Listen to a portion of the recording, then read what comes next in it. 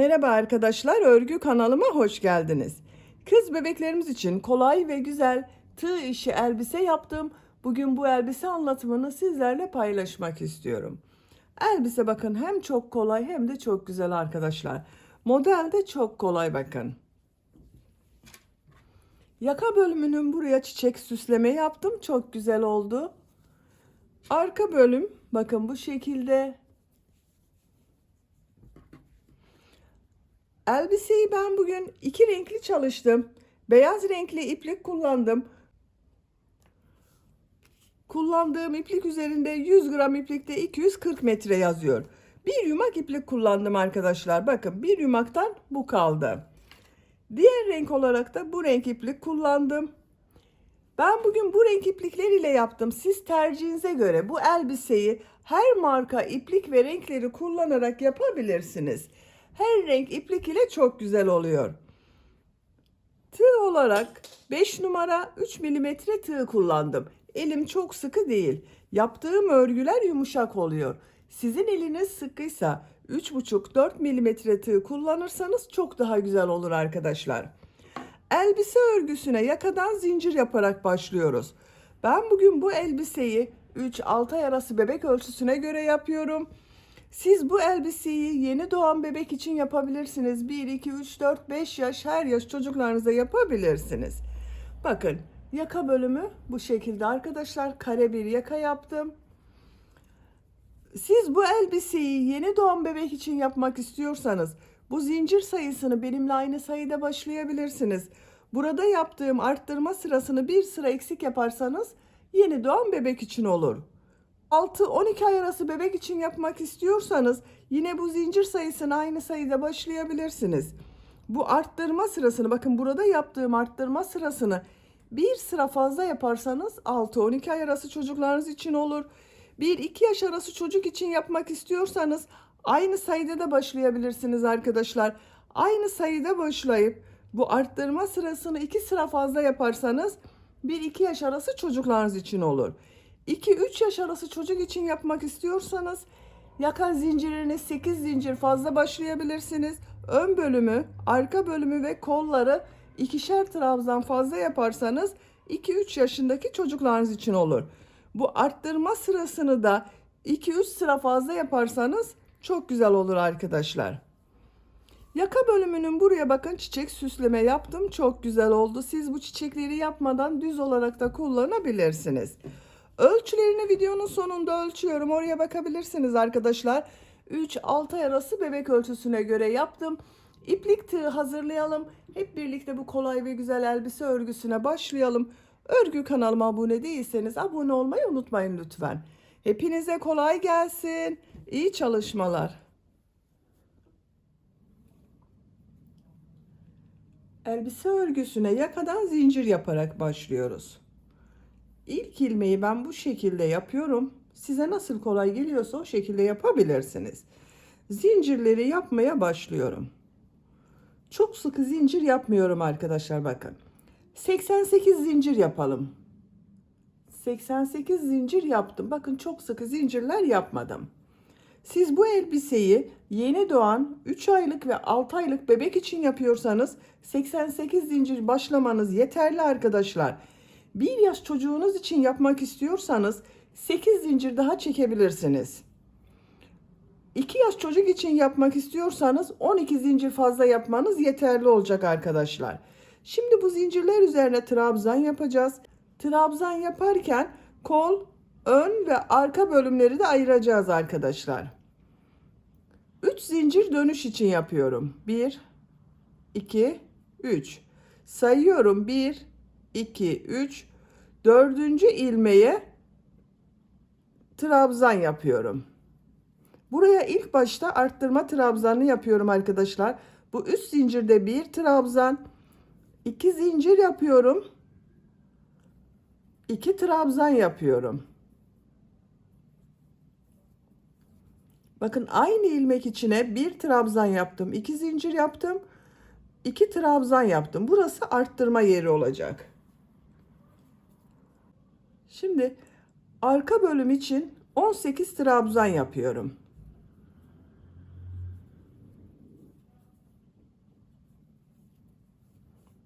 18 trabzanı yapalım. Arka bölüm için 18 trabzan yaptım.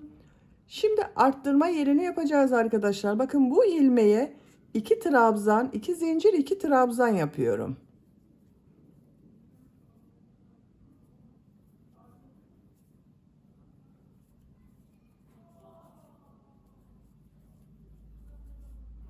Aynı ilmeğe 2 trabzan, 2 zincir, 2 trabzan yaptım.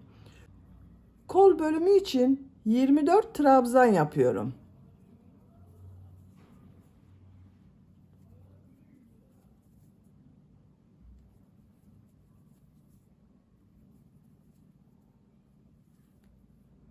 ...24 trabzan yapalım. Kol bölümü için 24 trabzan yaptım.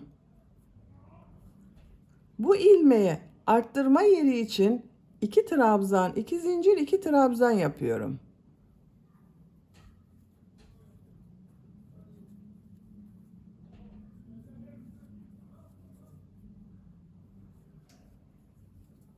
Bakın aynı ilmeğe 2 trabzan, 2 zincir, 2 trabzan yaptım. Ön bölüm için 18 trabzan yapıyorum. Bakın arka bölüme 18 trabzan yaptım. Ön bölüm için de 18 trabzan yapıyorum.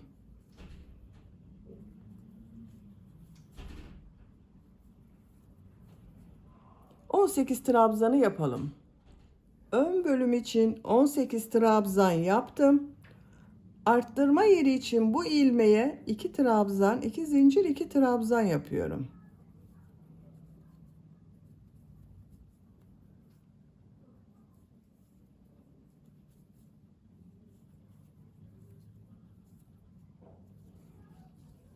Bu kol için 24 trabzan yaptım. Diğer kol için buraya 24 trabzan yapıyorum. Burada 24 zincir var arkadaşlar. 24 trabzan yapıyoruz.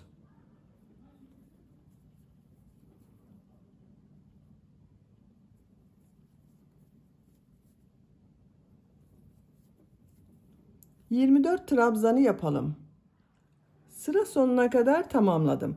Kol bölümü için buraya 24 trabzan yaptım. Bakın son ilmeğe de trabzan yaptım. Bu son yaptığım ilmeği, bakın sıra başında 3 ilmek atlayarak bir trabzan yaptım. Bununla birleştireceğiz.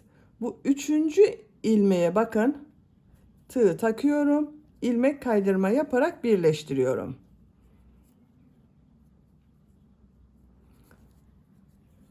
Şu sıra başında bulunan bakın iplik ucunu da burada bulunan ilmek ile ilmek kaydırma yapıyorum. Şu şekilde bakın, tek parça yapacağız arkadaşlar. Yaka bölümünü ilmek içinden çekiyorum. Bakın birleştirdim.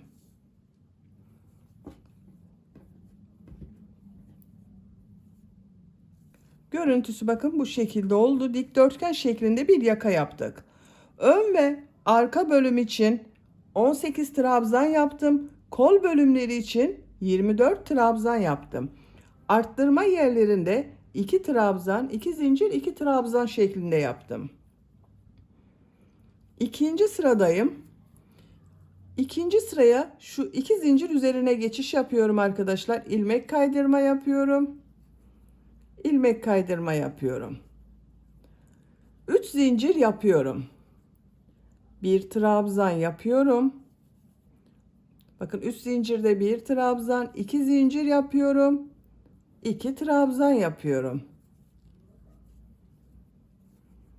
2 trabzan, 2 zincir, 2 trabzan oldu.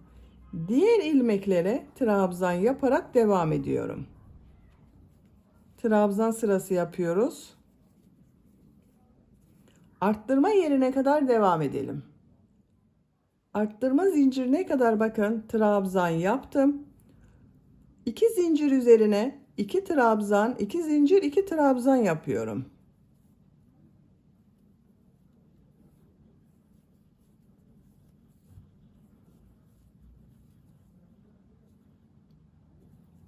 Diğer ilmeklere trabzan yaparak devam ediyorum. Arttırma yerine kadar devam edelim. Arttırma zincirine kadar tamamladım. Zincir üzerine 2 trabzan, 2 zincir, 2 trabzan yapıyorum.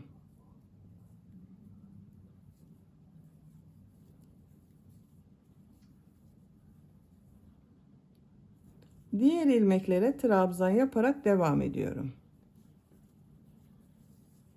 Buraya kadar devam edelim. Buraya kadar bakın trabzan yaptım. 2 trabzan, 2 zincir, 2 trabzan yapıyorum.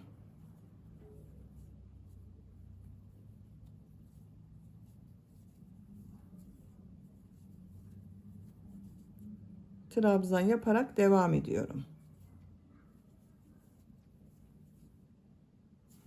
Sıra sonuna kadar devam edelim. Sıra sonuna kadar tamamladım. Bakın burada ilmek kaydırma yaptım. İlmekleri üzerine de trabzan yaptım. Sıra başında yaptığım 3 zincirin bu 3. zincir ile ilmek kaydırma yaparak birleştiriyorum. Yaka örgüsünü 2 sıra yaptım. Bakın arttırma yerlerinde 2 trabzan, 2 zincir, 2 trabzan yaptım. Kol örgüsünü burada bitiriyoruz arkadaşlar. Örgüye artık arka ve ön bölüm olarak devam ediyoruz. İlmek kaydırma yaparak bu 2 zincir üzerine geçiyorum. 3 zincir yapıyorum. Buraya bir trabzan yapıyorum. Bakın 3 zincir ile birlikte 2 trabzan oldu. Diğer ilmeklere bakın trabzan yaparak devam ediyorum.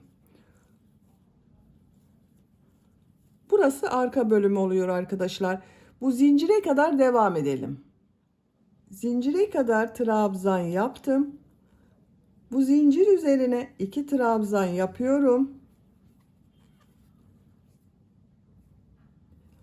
Bir zincir yapıyorum. Örgüyü çeviriyorum. Şu ilk ilmeğe 2 trabzan yapıyorum. Bakın 2 ilmek arttırması yaptım arkadaşlar. Diğer ilmeklere trabzan yaparak devam ediyorum. Sıra sonuna kadar devam edelim. Sıra sonuna kadar tamamladım. Bakın burada 3 zincir yaparak bir trabzan yaptım. Bunun 3. zincir üzerine 2 trabzan yapıyorum.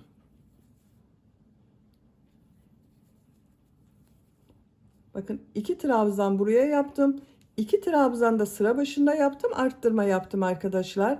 Bir zincir yapıyorum. Örgüyü çeviriyorum. Şu ilk ilmeğe 2 trabzan yapıyorum.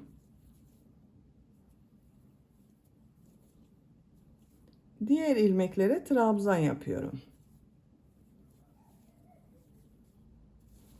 Sıra sonuna kadar devam edelim. Sıra sonuna kadar tamamladım. Bakın son ilmeğe 2 trabzan yapıyorum.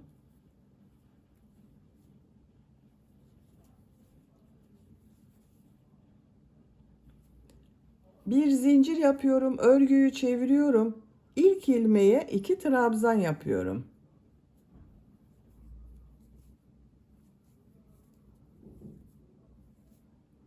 Diğer ilmeklere trabzan yapıyorum. Sıra sonuna kadar devam edelim. Sıra sonuna kadar tamamladım. Son ilmeğe 2 trabzan yapıyorum.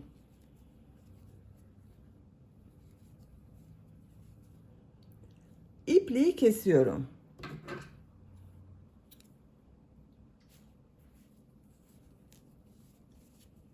Bakın 4 sıra arttırma yaptım arkadaşlar. Bu kol bölümünü bıraktığımız sıradan sonra bakın 1, 2, 3, 4 sıra oldu. Ben bugün bu elbiseyi 3 aylık bebek için yapıyorum. Bakın 4. sırada ipliği kestim. Siz yeni doğan bebek için yapıyorsanız 3. sırada ipliği kesebilirsiniz. 3 sıra yeterli olacaktır arttırma sırası. Şimdi ön bölüme başlıyorum. Bakın burası arka bölüm. Ön bölüme başlıyorum. Şuradan bakın 2 zincir üzerine ipliği bağlıyorum.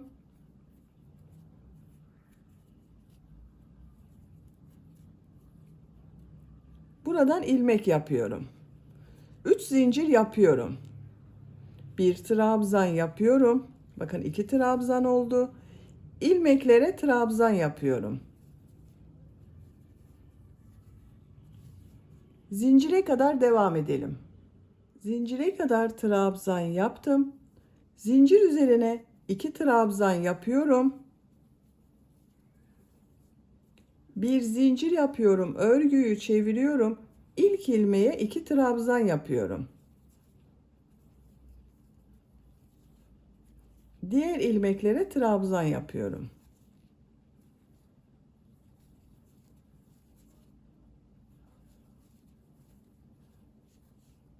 Bakın arkadaşlar, bu bölümde arka bölümün aynısı olacak. Ama bu ön bölümü arka bölümden bir sıra fazla yapacağız arkadaşlar. Bakın bunu 4 sıra yaptım. Ön bölümü 5 sıra olarak tamamlayacağız. Arka bölümde bu son sırada kaç trabzan yaptığımı sayıyorum. Bazen arkadaşlar soruyorsunuz. 2, 4, 6, 8, 10, 12, 14, 16, 18, 20, 22, 24, 26, 28, 30, 32, 34, 36 trabzan var. Bu ön bölüm örgüsünü 5 sıra olarak arttırmalar yaparak tamamlayalım arkadaşlar. Bakın bu sıra sonunda ve sıra başında arttırma yapmayı unutmayalım. 5 sıra olarak tamamlayalım.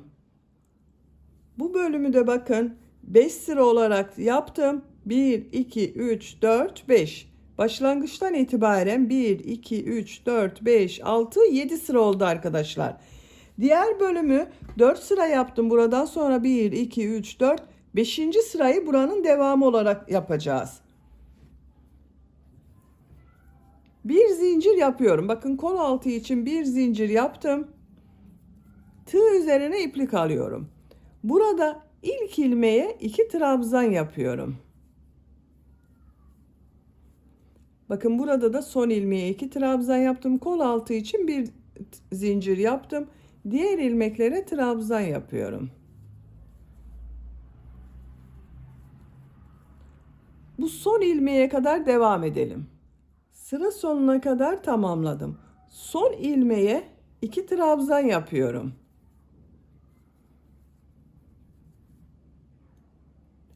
Kol altı için bir zincir yapıyorum. Diğer bölüm ile ilmek kaydırma yaparak birleştiriyorum. Bakın şu ilmek ile ilmek kaydırma yaparak birleştiriyorum. Bakın bu sırada ön ve arka bölümü birleştirdik arkadaşlar. Kol altında birer zincir yaptım. Trabzan sırası yapıyorum. Şu ilk ilmeğe 2 trabzan yapıyorum. Diğer ilmeklere bir trabzan yapıyorum.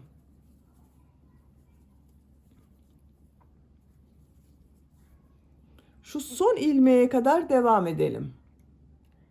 Buraya kadar bakın trabzan yaptım. Bu son ilmeğe 2 trabzan yapıyorum. Kol altı için yaptığım bu bir zincir üzerine 3 trabzan yapıyorum.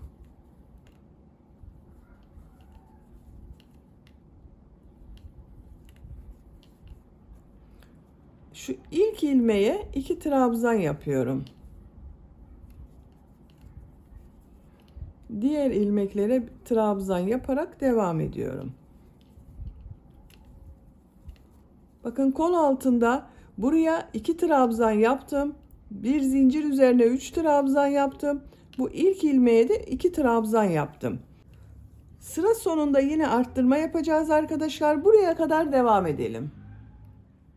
Sıra sonuna kadar tamamladım.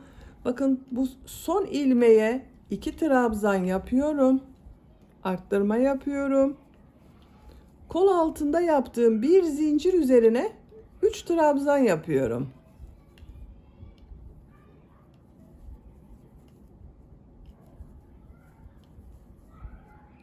Şu ilk ilmek ile ilmek kaydırma yaparak birleştiriyorum. Bakın kol altının görüntüsü bu şekilde oldu. Arttırmaları burada bitiriyorum. Trabzan sırası yaparak devam ediyorum.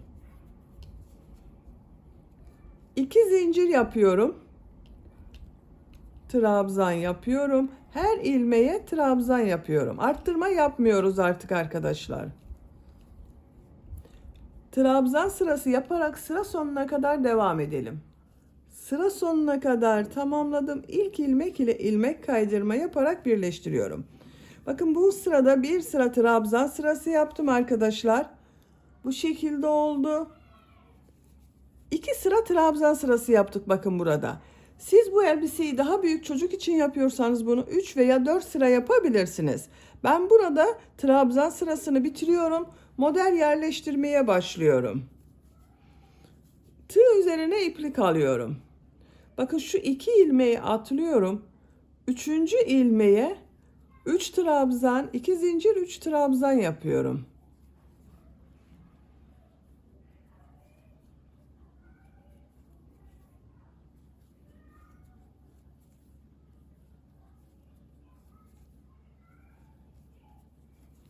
Üç trabzan, 2 zincir, 3 trabzan yaptım.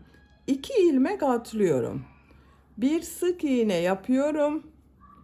2 ilmek atlıyorum. 3 trabzan, 2 zincir, 3 trabzan yapıyorum.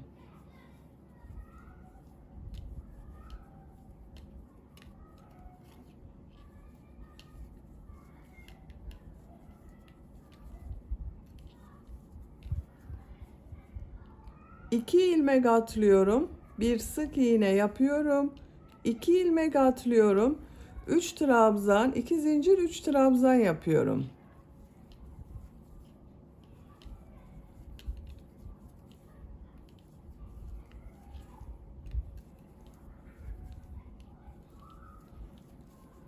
İki ilmek atlıyorum, sık iğne yapıyorum. Bakın model bu şekilde oluyor arkadaşlar. Siz model biraz daha sık olsun isterseniz, bakın bu modelden sonra 2 ilmek atlayıp bir sık iğne yapabilirsiniz. Sık iğneden sonra bir ilmek atlama yapabilirsiniz. Ben bu şekilde yapıyorum. Sıra sonuna kadar devam edelim. Sıra sonuna kadar modelleri yaptım. Son modeli de bakın 3 trabzan, 2 zincir, 3 trabzan yaptım. 2 ilmek atlıyorum. Şurada yaptığım bakın ilk ilmek ile ilmek kaydırma yaparak sırayı birleştiriyorum. Model yerleştirmeyi bu sırada yaptım arkadaşlar. Kaç model olduğunu sayıyorum. Bakın 2, 4, 6, 8, 10, 12, 14 model oldu.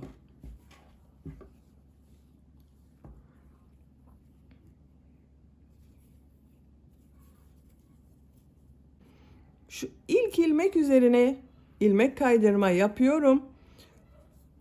3 zincir yapıyorum. 2 trabzan yapıyorum.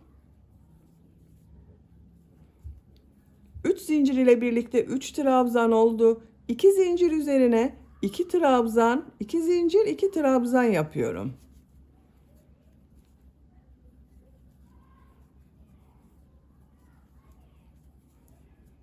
Üç trabzan yapıyorum.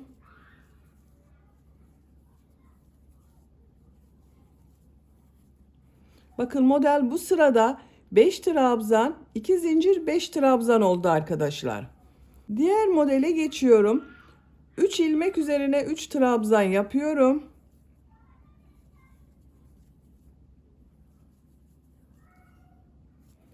İki zincir üzerine 2 trabzan, 2 zincir, 2 trabzan yapıyorum.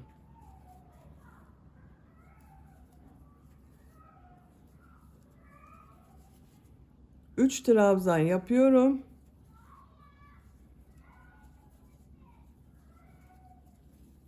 Diğer model için şuraya 3 trabzan yapıyorum. Bakın model artık 5 trabzan, 2 zincir, 5 trabzan şeklinde oluyor. Sıra sonuna kadar devam edelim. Sıra sonuna kadar tamamladım. Son yaptığım modeli ilk model ile ilmek kaydırma yaparak birleştiriyorum. Sıra başında bakın 3 zincir yaptım. 3. zincire tığ takıyorum. İlmek kaydırma yaparak birleştiriyorum. Bakın arkadaşlar bu sırada modelleri 5 trabzan, 2 zincir, 5 trabzan yaptım. Artık elbise örgüsü bu 5 trabzan, 2 zincir, 5 trabzan şeklinde devam edecek. En son bakın ilmek kaydırma yaparak sırayı birleştirdim. Burada iplik rengini değiştiriyorum. Ben bu renk iplik ile devam ediyorum. Siz tercihinize göre her renk iplik ile yapabilirsiniz. Kendi rengiyle de devam edebilirsiniz. Bakın ilmek rengini bu renk yapıyorum. Beyaz renkli ipliği kesmiyorum, bekletiyorum. Bir sonraki sırada beyaz renkli iplik ile devam ediyorum. Şu ikinci ilmeğe ilmek kaydırma yaparak geçiş yapıyorum. Bakın bir ilmek kaydırma yaptım. 3 zincir yapıyorum. Bu 3 zincirde bir trabzan. 3 trabzan yapıyorum.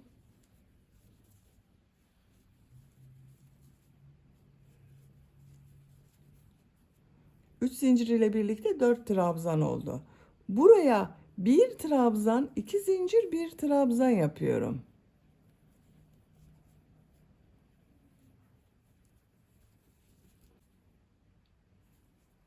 Dört trabzan yapıyorum.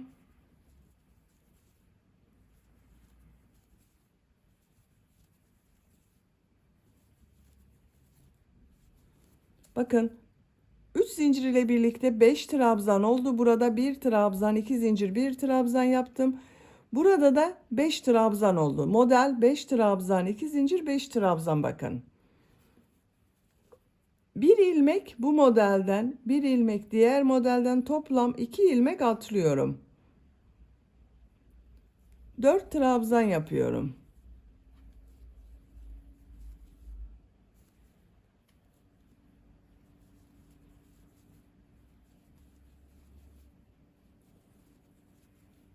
Buraya bir trabzan, 2 zincir, bir trabzan yapıyorum. 4 trabzan yapıyorum.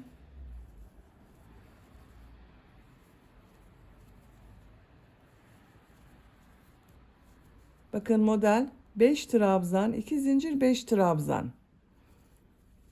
2 ilmek atlıyorum. 4 trabzan yapıyorum.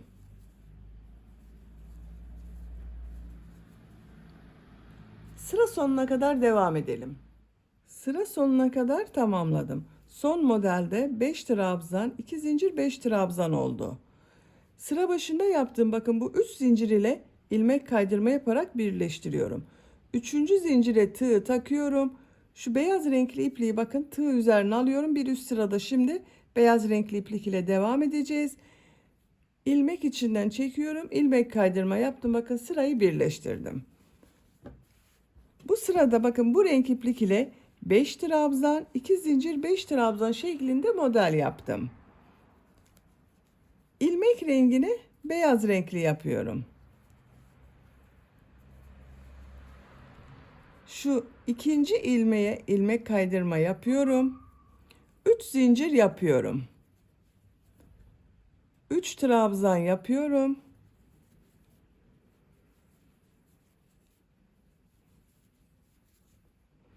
Üç zincir ile birlikte 4 trabzan oldu. Buraya bir trabzan, 2 zincir, bir trabzan yapıyorum.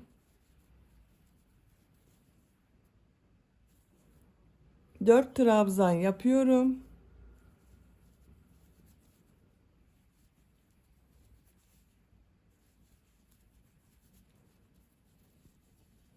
Bakın bu modelde bir ilmek, diğer modelde bir ilmek, toplam 2 ilmek atlıyorum. 4 trabzan yapıyorum.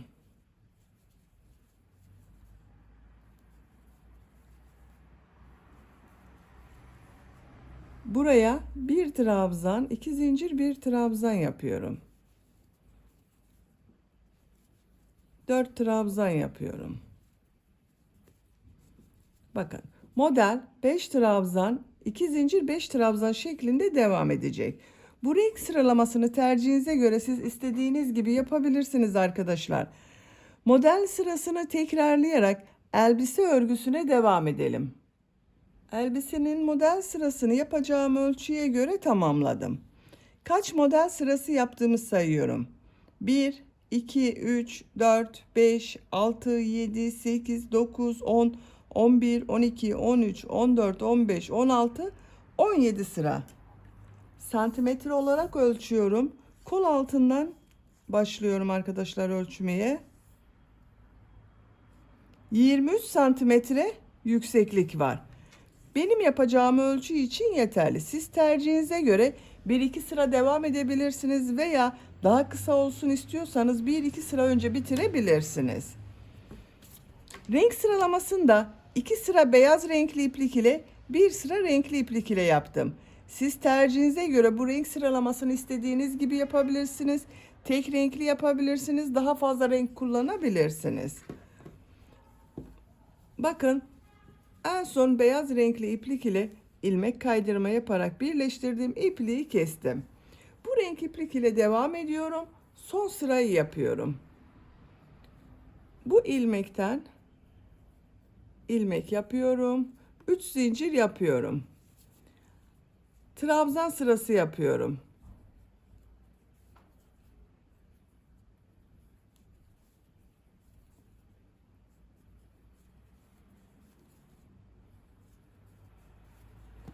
Bakın, bu 2 zincir yaptığım yere 4 trabzan yapıyorum.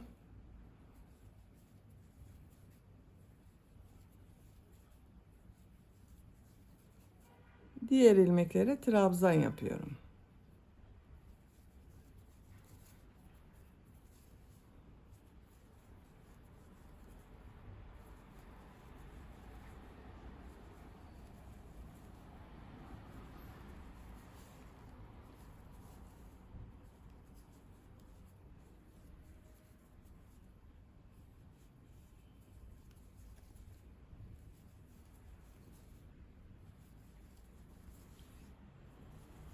Bu 2 zincir üzerine 4 trabzan yapıyorum.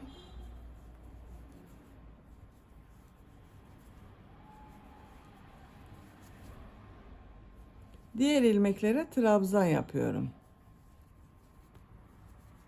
Sıra sonuna kadar devam edelim. Sıra sonuna kadar tamamladım. İlmek kaydırma yaparak sırayı birleştiriyorum. İpliği kesiyorum.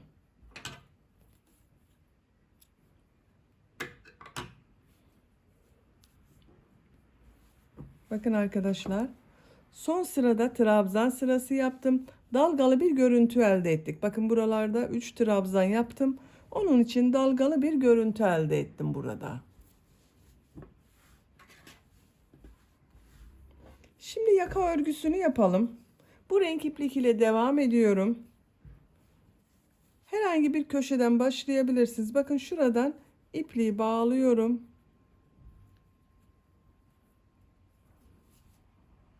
İlmek yapıyorum. 2 zincir yapıyorum. Sık iğne yapıyorum. Bir ilmek atlıyorum. Bir sık iğne, 2 zincir, bir sık iğne yapıyorum. Bir ilmek atlıyorum. Bir sık iğne, 2 zincir, bir sık iğne yapıyorum. Bir ilmek atlıyorum. Bir sık iğne, 2 zincir, bir sık iğne yapıyorum. Pıtırcık modeller yapıyorum. Yaka çevresinde model yaparak sıra sonuna kadar devam edelim. Sıra sonuna kadar tamamladım. Bu ilmek ile ilmek kaydırma yapıyorum. İpliği kesiyorum.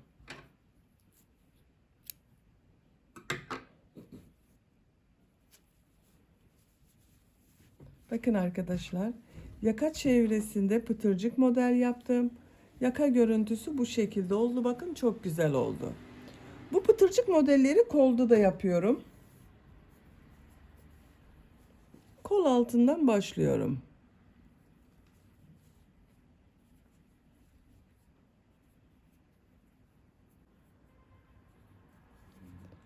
İlmek yapıyorum. 2 zincir yapıyorum.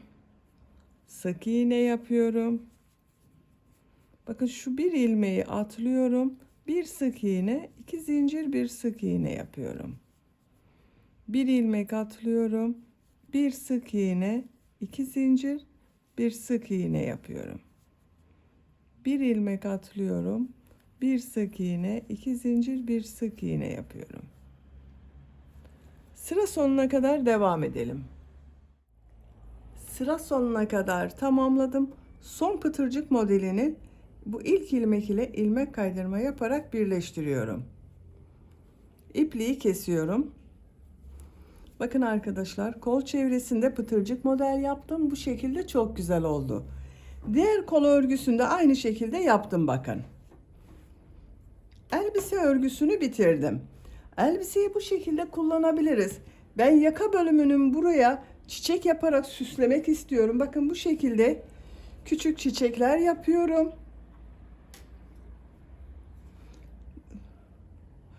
Böyle süsleme yapmak istiyorum arkadaşlar. İlk önce bu çiçeğin nasıl yapıldığını birlikte yapalım. Ben bugün pembe renk iplik ile anlatıyorum. Çiçek örgüsüne sarı renkli iplik ile başlıyorum. Şu şekilde bir sihirli halka yapıyorum.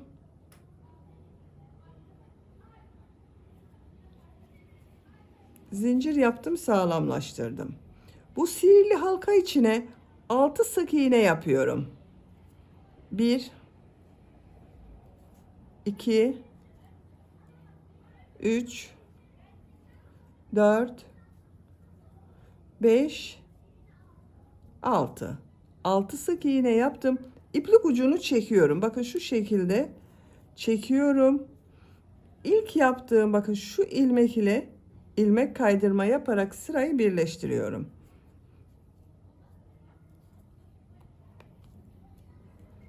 Orta bölümü yaptım. Sarı renkli ipliği kesiyorum.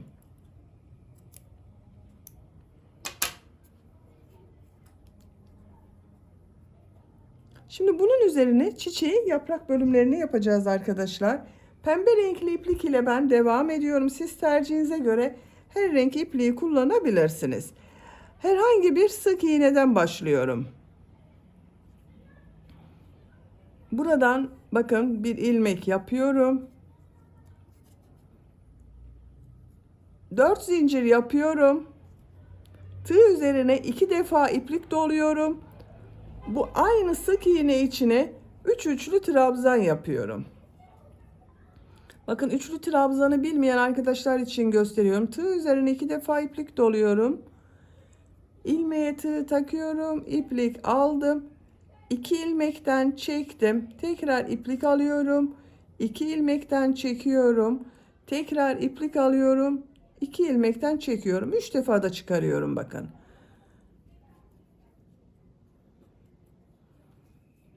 Üç üçlü trabzan yaptım. 4 zincir yapıyorum. Aynı ilmek içine ilmek kaydırma yapıyorum. Bakın şu şekilde ilmek kaydırma yaptım. Diğer zincir içine ilmek kaydırma yapıyorum. 4 zincir yapıyorum. Aynı ilmeğe 3 üçlü trabzan yapıyorum.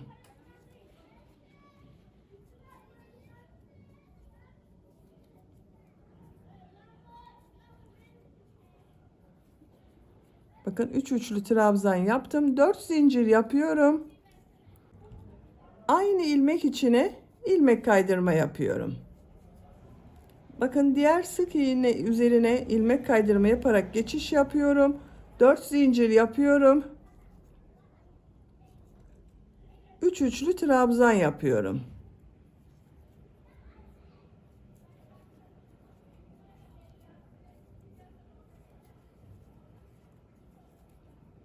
Dört zincir, ilmek kaydırma yapıyorum. Bakın bu şekilde yapraklar oluşuyor. Diğer ilmek içine ilmek kaydırma yaparak geçiş yapıyorum. 4 zincir yapıyorum. 3 üçlü trabzan.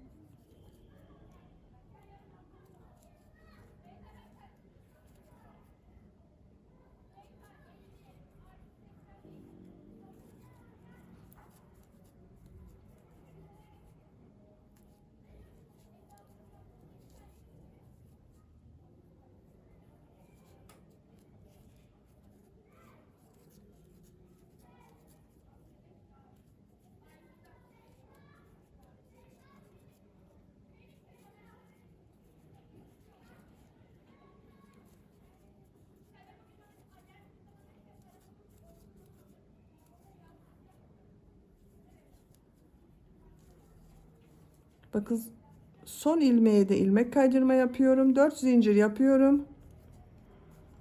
3 üçlü trabzan yapıyorum.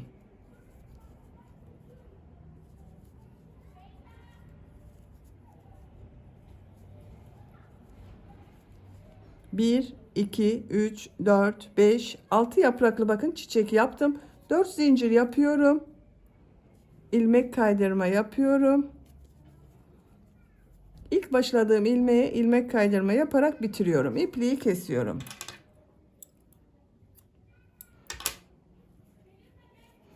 Bu ipliği biraz uzun kesip dikeceğiniz yere göre ayarlama yapabilirsiniz arkadaşlar. Bakın şu iplik uçlarını kesiyorum.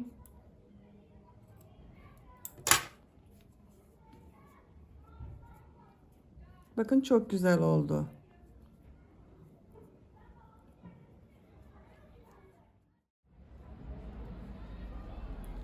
Elbise için bakın aynı çiçekten bu renklerde yaptım.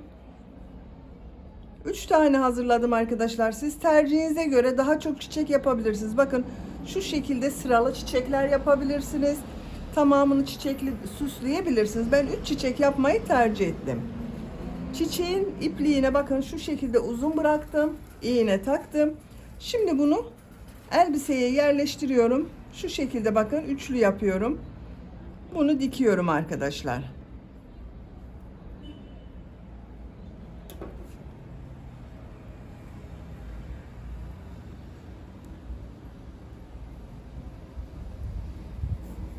Bakın şu yaprak arasındaki boşluklardan yerleştiriyorum.